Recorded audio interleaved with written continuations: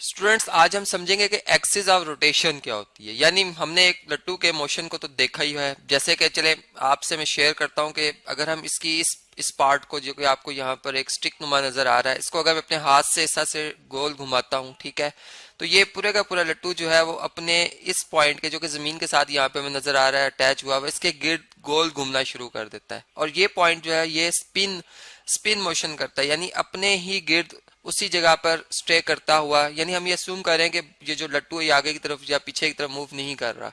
यानी translatory motion नहीं है इसमें। तो ये पार्टिकल है, ये जो पॉइंट है, ये अपने ही गिर्द ये गोल घूम रहा है, इसे हम कहेंगे ये स्पिनिंग मोशन है। और अब अगर हम इस ओवरऑल मोशन को देखें तो ये एक रोटेटरी मोशन है, यानी कि इस लट्टू के वो तमाम पार्टिकल्स जो कि इस पॉइंट, अगर मैं यूं कहूं कि इस पॉइंट के ऊपर भी एक और पॉइंट होगा, यानी एक छोटा पार्टिकल, उसके ऊपर एक छोटा पार्टिकल, इस तरह से ये सारे एक ही लाइन में आ रहे हो, यानी सारे कोलिनियर पॉइंट्स हो ये अगर,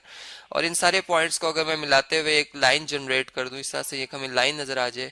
जिस लाइन के गिर्द ये मैं कह सकता हूं कि इस लट्टू के सारे पार्टिकल्स सर्कुलर मोशन में है, ठीक है, यानी इसके गिर्द गोल घूम रहे हैं। और ये वाले जो पार्टिकल्स जो कि एक लाइन बना रहे हैं, ये स्पिनिंग मोशन में है। तो मैं ये कहूंगा कि ये जो लाइन है हमारे पास आ रही है, इसे हम कहेंगे एक्सिस ऑफ रोटेशन। यानी यहाँ पर हमने देखा कि हमारी जो एक्सिस ऑफ रोटेशन है लट्टू के केस में, वो बेसिकली अगर अगर मैं इसको इमेजिन करूं तो वो एक लाइन के तौर पर हम उसे बना सकते हैं, ठीक है, यानी हम देख सकते हैं उसे। लेकिन अगर हम उसको फिजिकली देखें तो वो पार्टिकल जो होते हैं उस लाइन में जो आ रहे होते हैं, जो कि इस लट्टू के अंदर ही हैं, वो अपने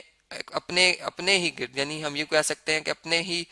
गिर्द जो है वो स्पिनिंग मोशन में होते हैं, ठीक है जी। तो ये हो गया जी एक्सिस ऑफ रोटेशन, जो कि फिर हमें मजीद जब हम बात करते हैं टॉर्क की, ठीक है, इक्विलिब्रियम की, तो यहाँ पर हमें फिर जो है वो एक्सिस ऑफ रोटेशन का भी जो है बाज़ औक़ात जो है वो यूज करना पड़ता है। हमें वहां पर पता होना चाहिए कि एक्सिस ऑफ रोटेशन